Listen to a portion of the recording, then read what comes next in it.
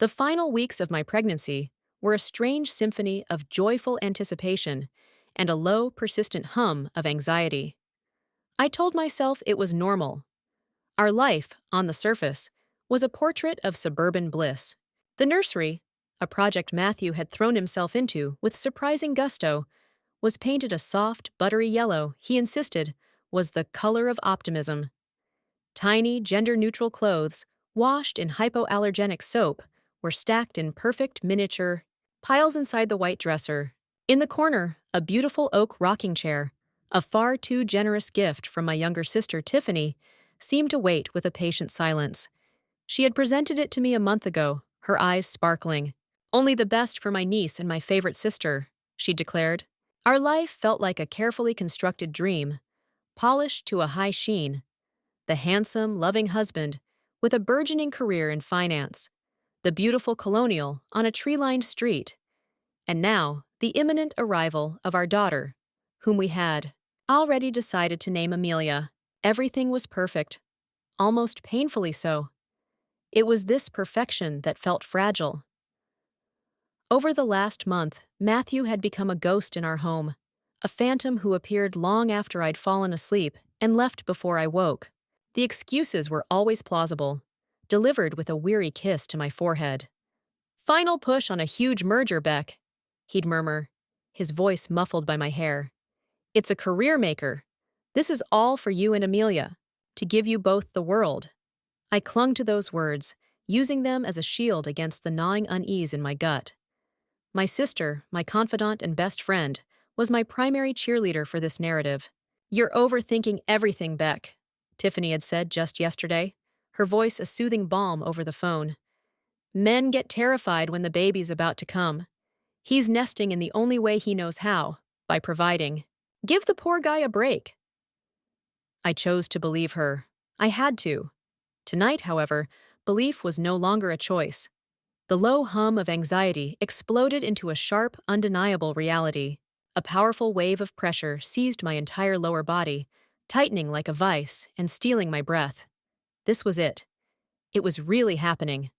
My hands, suddenly clumsy and trembling, fumbled for my phone on the nightstand. My thumb hovered over Matthew's contact photo, a ridiculously happy selfie we'd taken on our anniversary in Cape May. His arm wrapped so tightly around me, I felt I could burst with joy. I pressed the call button. It rang and rang, each tone echoing the frantic pounding of my own heart, before clicking over to his chipper, infuriatingly carefree voicemail. "Hey, you've reached Matthew! Can't get to the phone, but you know what to do." I disconnected, my breath coming in ragged pants. I tried again. Voicemail. A third time, my thumb pressing the screen so hard I was afraid it would crack. Voicemail. Panic, cold and sharp, began to prickle at the edges of my resolve. He knew the due date. He knew the hospital bag was packed by the door. No merger, no project, could possibly be more important than this. Another contraction, more powerful than the first, ripped through me, forcing a strangled gasp from my lips. I couldn't do this alone. My fingers, slick with a cold sweat, scrolled desperately through my contacts until they found the only other person I could call. My sister. Tiffany picked up on the second ring, her voice offensively bright. "Hey, Rebecca, what's up? Burning the midnight oil?" I gritted my teeth, riding the receding wave of pain. "It's time, Tiff," I managed to choke out, the words thick with tears of fear, frustration, and a loneliness so profound it felt like a physical weight. Fear. The baby's coming, and I can't reach Matthew. The drive to the hospital was a surreal nightmare, a 20-minute journey that stretched into an eternity. The rhythmic thump-thump of the windshield wipers against a steady drizzle kept a maddening beat with my own ragged breaths. Tiffany held my hand, her grip firm and what I thought was reassuring, but her constant stream of placations did little to soothe the growing storm of betrayal inside me. "Don't you worry about a thing, Rebecca," she said, her eyes fixed on the slick road ahead. "I'm sure his phone just died. You know how he is with charging it. Or maybe he's in a dead zone in the office basement, dealing with some server issue. He is going to feel absolutely terrible when he finds out he missed your call. Just awful."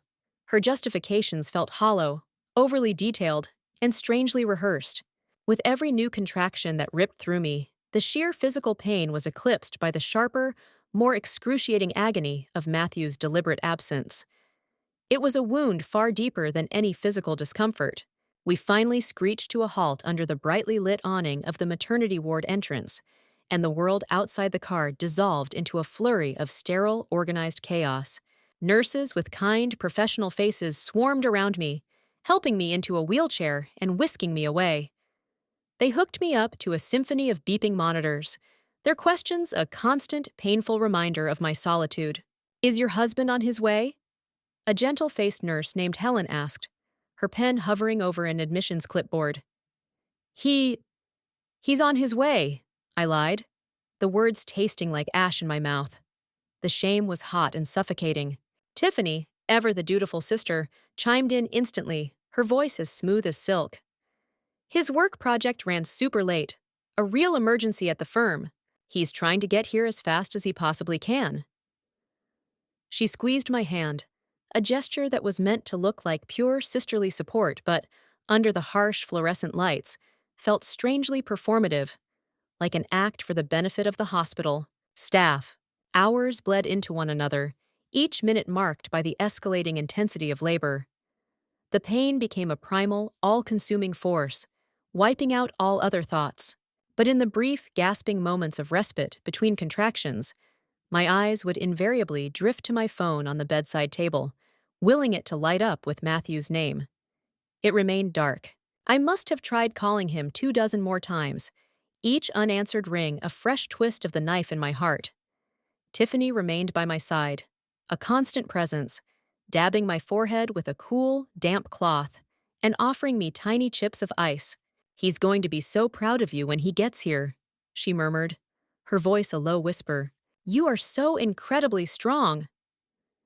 But as the hours stretched from 2 to 4 to 6, I started noticing a strange look flickering in her eyes whenever she thought I wasn't watching.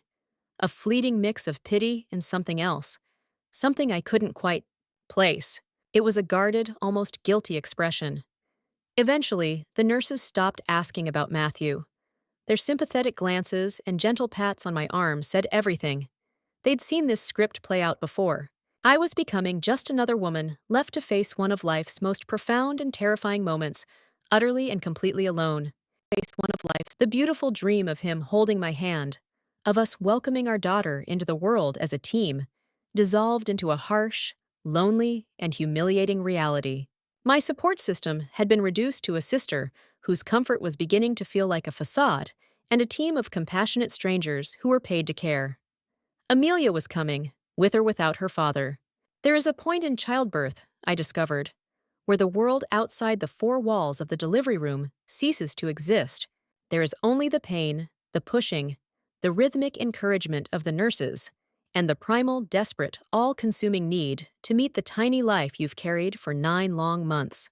In that crucible of agony and superhuman effort, the thought of Matthew, my absent husband, finally faded to a dull, distant ache. He couldn't touch me here. He didn't exist here.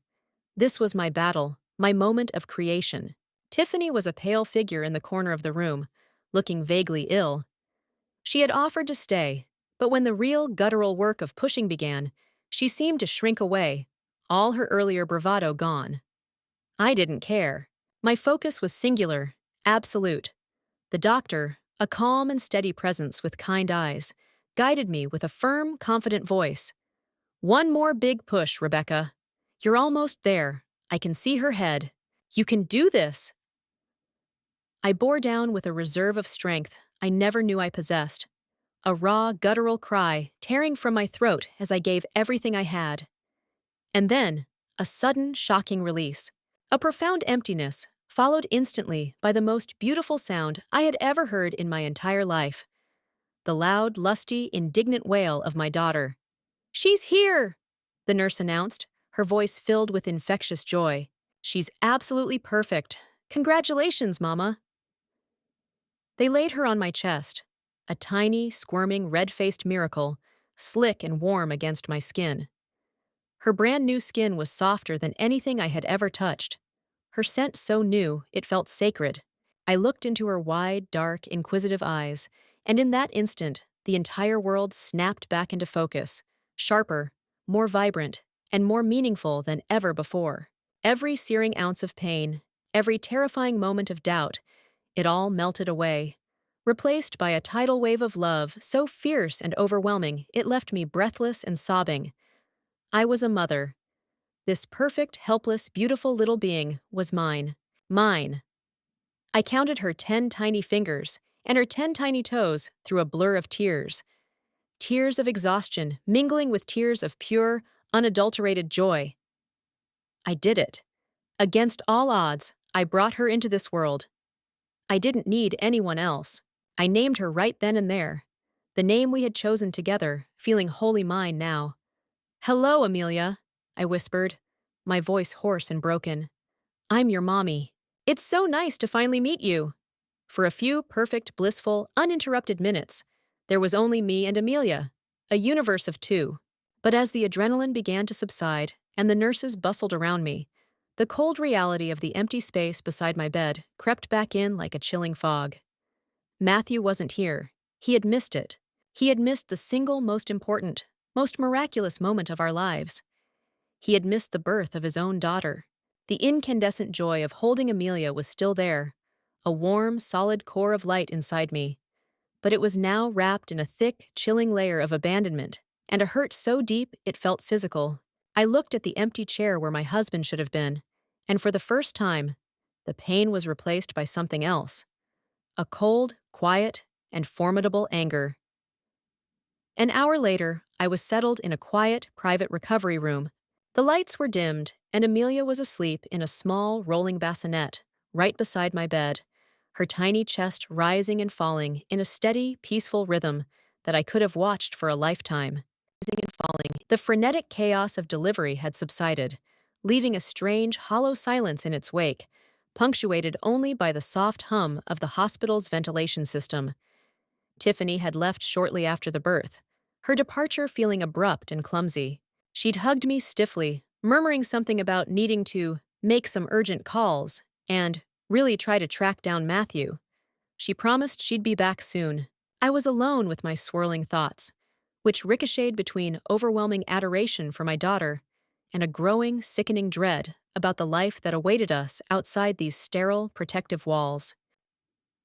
A soft, hesitant knock on the door broke the silence. It was Helen, the kind nurse from before, her face etched with a gentle sympathy.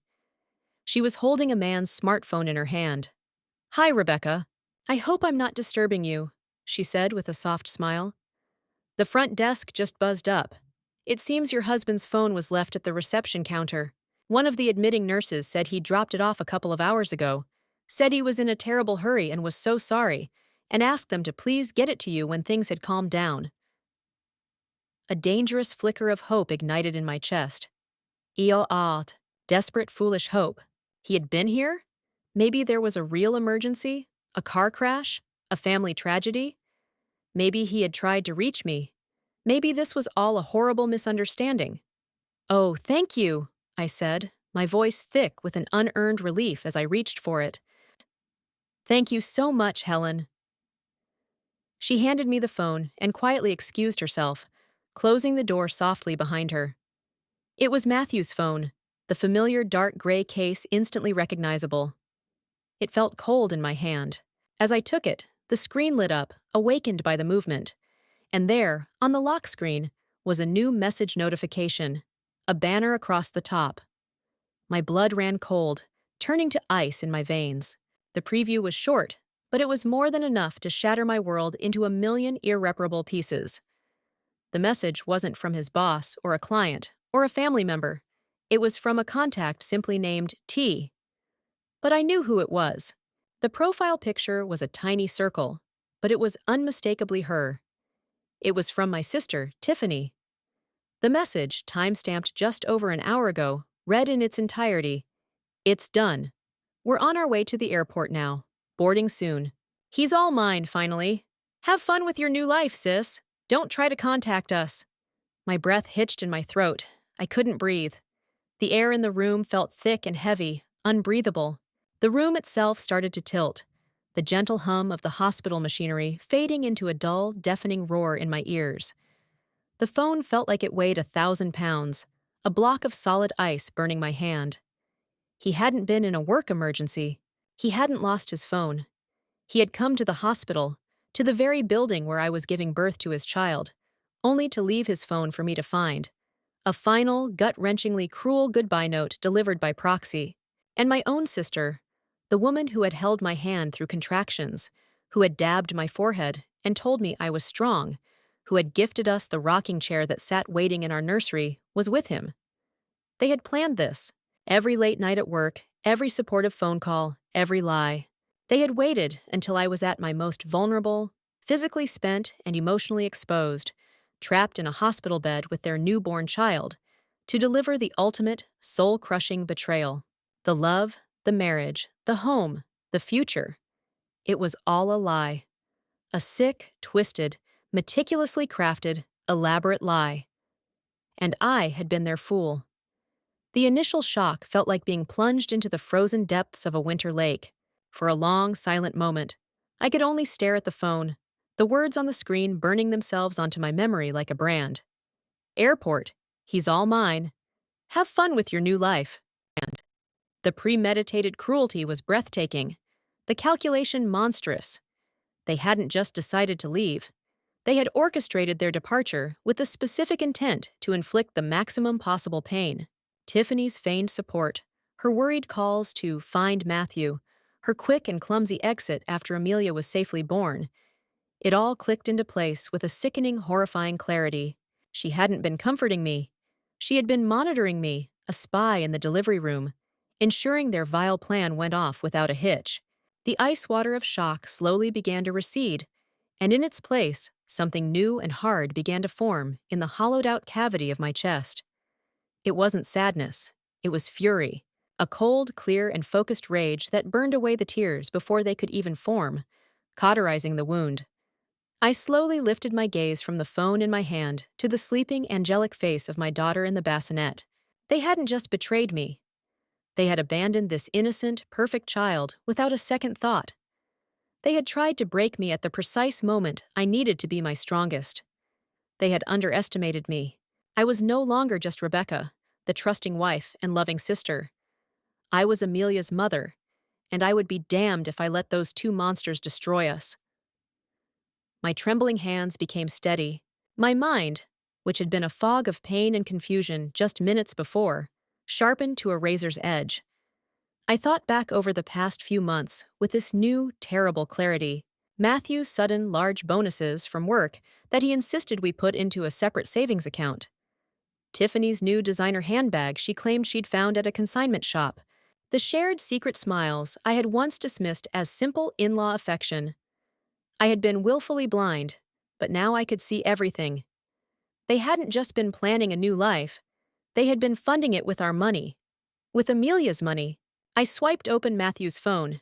He always used a simple passcode, our anniversary, the irony of which was a bitter, metallic pill in my throat. I navigated straight to his banking app, the balance of our joint savings account. The one we had painstakingly built for Amelia's college fund was now a pathetic $17.34. They had cleaned us out. The rage solidified from a burning liquid into a diamond-hard resolve. They wouldn't get away with this. They would not get to start their sun-drenched new life in Cancun on the ruins of mine. I picked up my own phone, my fingers moving with a grim purpose, and dialed. My mother answered on the second ring, her voice full of sleepy concern. "Rebecca? Honey, is everything okay? Is the baby here?" My voice, when I spoke, was low and steady, eerily devoid of the hysteria I felt just minutes before. "The baby's here, Mom. A beautiful girl. Her name is Amelia." I paused, took a deep breath. But something terrible has happened. It's Matthew. And it's Tiffany. They're gone. Together. And I need your help. I need Dad's help. I'm not going to let them win. Coming home from the hospital 2 days later felt like stepping into a museum of a life that was no longer mine. It was an elaborate stage set for a play whose lead actors had run off together. Every framed photo of Matthew and me on the walls felt like a cruel, mocking joke. Every gift from Tiffany, the rocking chair, the baby blanket, the silver rattle, felt like a venomous artifact left behind by an enemy.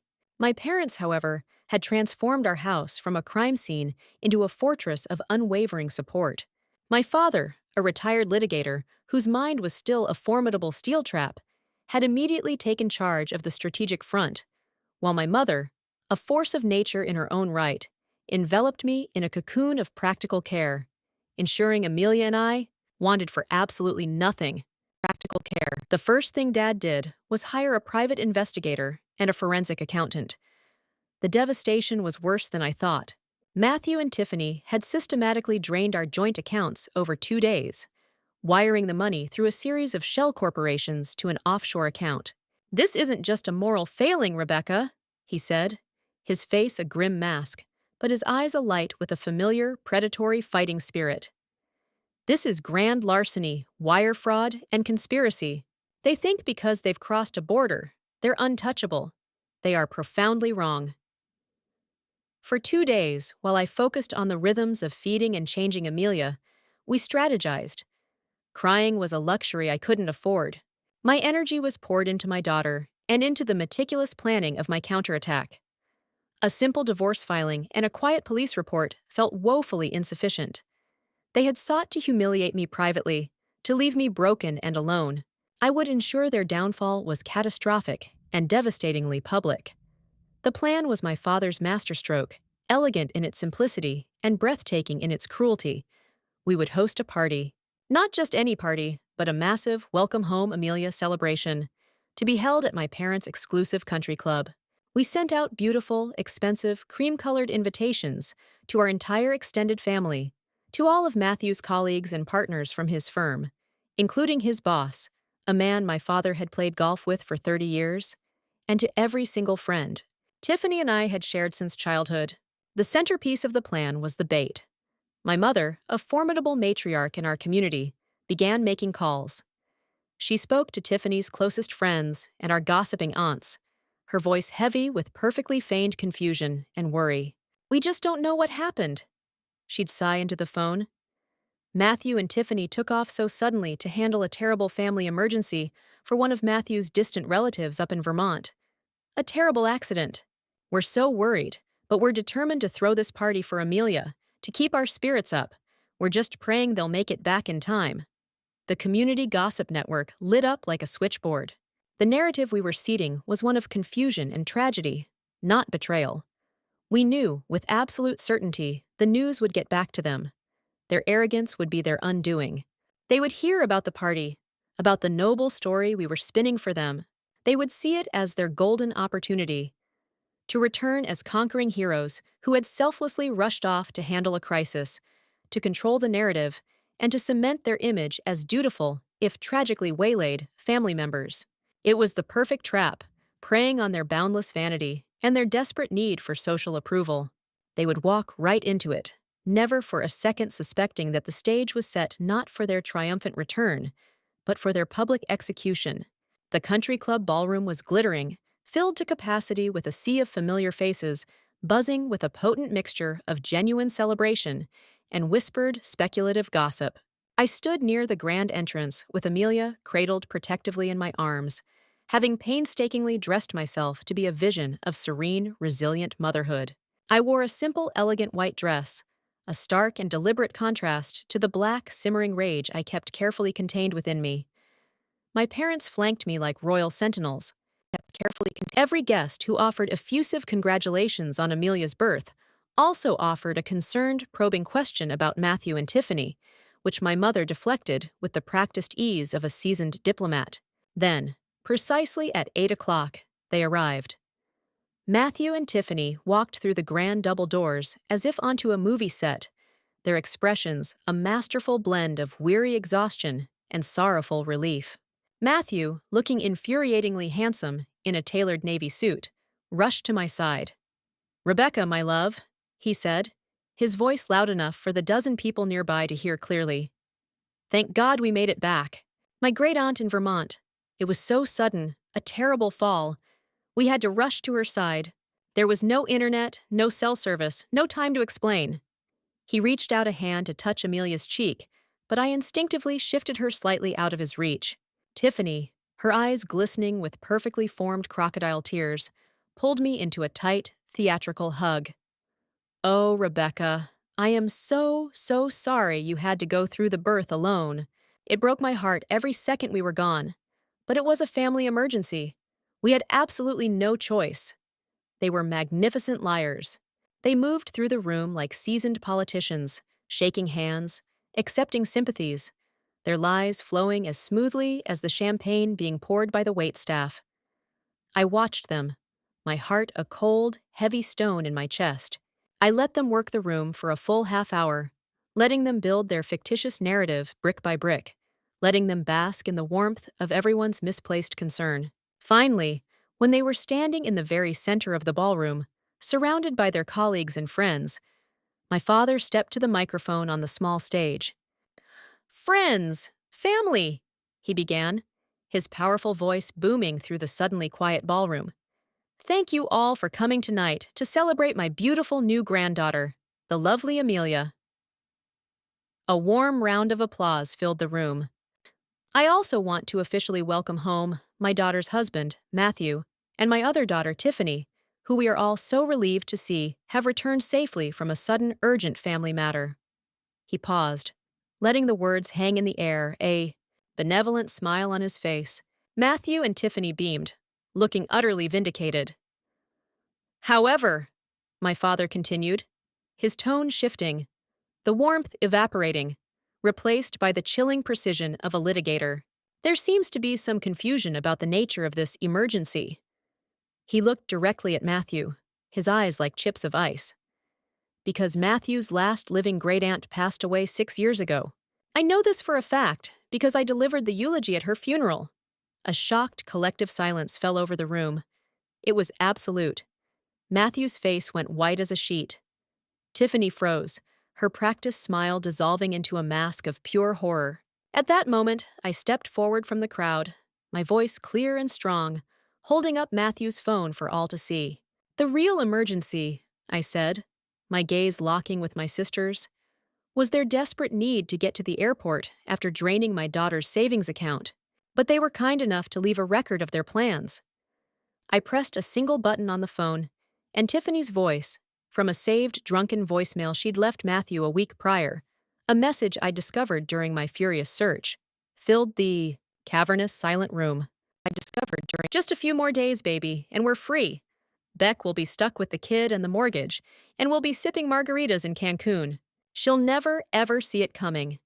The collective gasp from the crowd was a physical force, a wave of shock and disgust. Every eye in the room was on them. Their world, so carefully constructed on a foundation of lies, had just been publicly and irrevocably demolished. The aftermath was as swift as it was brutal. In the stunned, ringing silence that followed the voicemail, Matthew's boss, a distinguished man whose children I used to babysit, walked over to him with deliberate, heavy steps. His face was a mask of cold fury. "You're a thief, a liar, and a disgrace, Matthew," he said, his voice low but carrying with lethal clarity in the dead quiet room. "Consider your employment with the firm terminated, effective immediately. Have your personal effects cleared out of the office by 9 a.m. tomorrow, or I'll have security do it for you and mail you the box." Tiffany's so-called best friends, the women who had been hugging her moments before, backed away from her as if she were radioactive, their faces a mixture of horror and revulsion. Our own relatives, our aunts and uncles and cousins, stared at her with expressions of profound disappointment and bottomless contempt. My father, his duty done, took the microphone one last time. "For those who are wondering," he announced to the room at large, his voice leaving no room for doubt, "there will be significant legal consequences. For both of them." There was nowhere for them to run, nowhere to hide under the weight of 100 pairs of eyes. They were utterly, publicly disgraced. They stumbled out of the ballroom, not with the confident swagger they had entered with, but with the hunched shoulders and downcast eyes of the condemned, pursued by the scornful, silent glares of everyone they had ever known. In the months that followed, justice, both legal and social, took its inevitable course. The divorce was finalized with breathtaking speed, with me getting full, uncontested custody of Amelia and the entirety of their remaining marital assets. My father's unyielding legal pressure, combined with the threat of a multi-state fraud investigation, ensured that nearly all of the stolen money was wired back into an account solely in my name. Matthew and Tiffany became pariahs. He was blacklisted, unable to find work in his field, his reputation completely and permanently destroyed. She was formally disowned by our family and systematically ostracized from every corner of her social circle, eventually forced to move to a different state in shame and anonymity. I never saw or spoke to either of them again. They simply ceased to exist for me. Their betrayal left a scar, a permanent reminder of my own naivety, but it did not break me. It forged me into someone stronger, someone I never knew I could be. I sold the house that was filled with the ghosts of false memories and moved into a sunlit apartment in the city, closer to my parents, and a new life. I poured all the love I once thought I had for a man and a sister into my beautiful daughter, and in return, she filled my life with a pure, uncomplicated joy I had never known. My world was no longer a perfect, fragile dream waiting to be shattered. It was real, messy, and resilient, built on the unbreakable foundation of a mother's fierce love and the unwavering support of a family that had proven its loyalty beyond a shadow of a doubt. Sometimes, as I rock Amelia to sleep in the quiet of the evening, the city lights twinkling outside our window, I look down at her perfect, peaceful face and feel a profound, overwhelming sense of gratitude. Perfect, peaceful. They thought they were leaving me with nothing but a burden. In reality, they had left me with everything that truly mattered. We were free, we were safe, and our new beginning, born from the ashes of a great betrayal, was more beautiful and more real than any lie they could have ever told.